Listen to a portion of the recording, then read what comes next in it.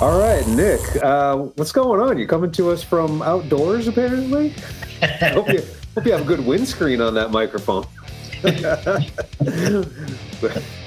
Exactly. I like to be out in nature with the roses, and plus life is full of roses, right? Exactly. Every rose has its thorn, but it's all right. If you're not watching the YouTube, just listen to the podcast. Yeah, Nick has a beautiful backdrop here of roses, so I'm enjoying that. It's really brightening my day. Hey, and you know what? We talk about standing out. Like what? Exactly. This is Brand Outlaw, and you got like roses in the background. Absolutely unexpected. I love it. All right, I'm going to see if I can license the Poison song to put in the background later. All right. So today's topic, we're talking about a really common mistake that a lot of brands make, and that's focusing more on themselves and their products rather than putting the customer first. Is this something you've seen a lot? Yeah, absolutely. What we're really talking about is like every time that you put a piece of marketing or messaging in front of that customer, what value are they getting from it? So a lot of times when someone thinks like, I'm going to be totally different than everybody else, I'm going to tell you how great I am. And it's like, well, that doesn't make you different at all, because every single company makes a claim that they're awesome, right? They use words like premier, top rated, best in class. So each company can claim that in a lot of ways without it being substantiated by any real facts.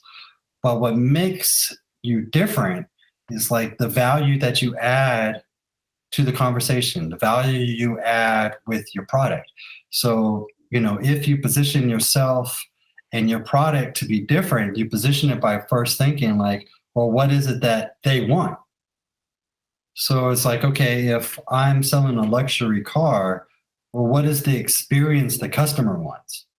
Well, then that's what we need to create marketing around, is showcasing that they're going to get everything that they want with this vehicle plus more.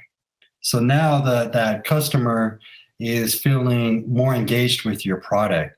And this is why you'll see a lot of people talk about like transformation. And that's really what they're talking about. It's like, okay, if they're going to be the hero of your story, you got to show them that transformation that's happening.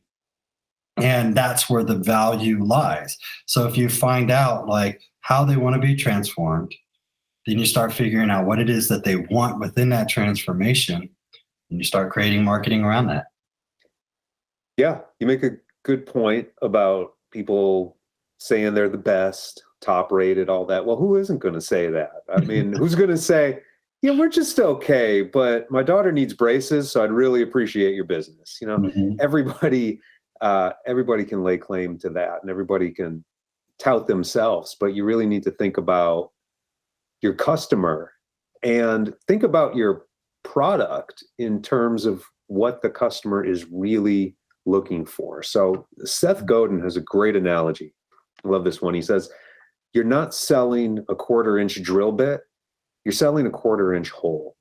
Mm-hmm. Okay. People have a reason for buying your drill bit. And then he says, but you have to go even deeper than that. Why do they want a hole in their wall? Because they're putting up a shelf. Mm-hmm. Okay. So you're selling them a shelf. Why do they want that?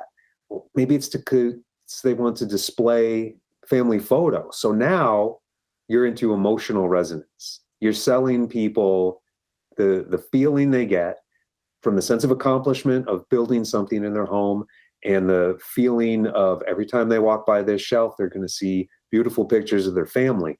That's what you're really selling, because no one really cares about your small piece of metal. Okay. People are looking for something that resonates with them emotionally. So find a way to connect on that. And when you think deeply about something like that, then it helps inform your marketing, right? Uh-huh. Because then it's not just, hey, we got the best drill bits, ours are better than Home Depot's and Lowe's or whatever. Now you're saying, hey, your ads are going to focus on that emotional resonance. You're showing someone putting up the pictures of their family or whatever it is. Yeah. That's what people are buying. You said something key right from the start. What do they want? Like, okay, yes, they want the drill bit. They want to fill in the hole.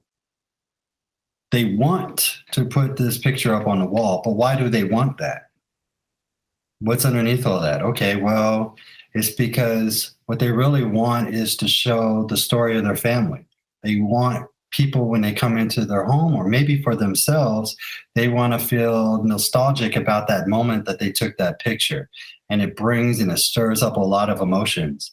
So for them, that could be a moment in their life that was meaningful. So they want to put this picture on the wall. So now I'm going to create a commercial or this advertising with how my drill piece is giving them this thing that they want, which is this nostalgic moment in their life that this picture is providing for them. And then so now that message captures them. And it's like you said, well, okay, Home Depot, Lowe's, even your mom and pop shops all sell drill bits. They all do. So it's like when you get into the store, this is literally what's happening for the customer. They're looking and seeing there's 4 or 5 different companies that offer the drill bits. They're all the same size. They all have the same metal. What's going to make them pick your company? It's that this subconscious thing that happened with your marketing that they remember your brand. It's like, oh, yeah, okay, yeah, I remember Decker, Black & Decker. Yeah, I'm going to get it. And it's probably because there was a commercial or some type of advertisement that really spoke to that message of what it was that they wanted. And so they remember these images that's being associated with that brand around what their target audience wanted in this experience of hanging this piece of art, this picture, whatever it was that's on their wall. So it just all circles back to what do they want? Yeah. And I think this whole notion of going deeper into thinking about what they really want, this can apply to anything. We were hammering on the drill bit message, but you can do this with whatever business you're in. Say you're a book publisher. Are you really selling pieces of paper bound together with words on them? No, you're selling information, ideas, stories, but then go even deeper than that. You're selling the human connection that comes with sharing those ideas and those stories. You're selling maybe escapism or just relaxation for some people who want to entertain themselves in a way that doesn't involve electronic device. There's so many more things. So focus on that. Absolutely. Because another book publisher can say, well, we've got these books. We're the biggest book publisher in the country.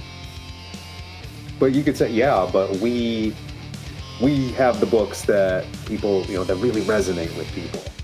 It's not just about being the biggest.